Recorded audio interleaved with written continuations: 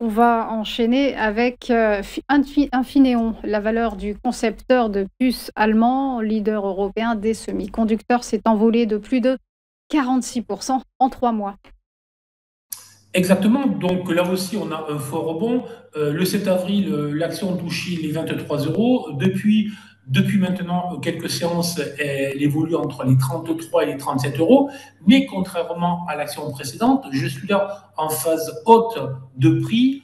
Autrement dit, on voit que les acheteurs sont toujours là et on a toujours ce type de phénomène, c'est-à-dire on a ce phénomène de rotation sectorielle durant les périodes de doute, durant les périodes où les marchés et surtout les investisseurs, bien évidemment, s'interrogent.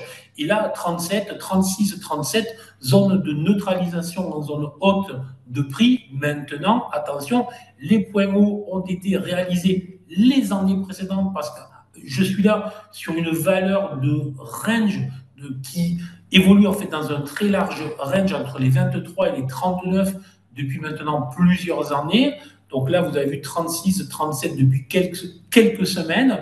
La probabilité à ce stade, si on n'a pas des nouvelles catastrophiques, cataclysmiques ce jour avec une lettre qui est envoyée par le président des États-Unis, c'est plutôt de voir au moins un test des 39 et bien évidemment, en cas de cassure des 39, 39,50 en clôture jour, on aurait là un potentiel signal d'achat très important, un signal d'achat à long terme.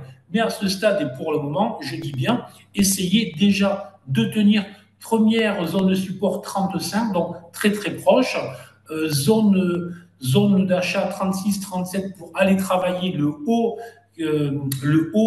des cours qui est travaillé depuis maintenant plusieurs années, donc 37-39, et vraiment gros signal d'achat potentiel au-delà des 39,50 €.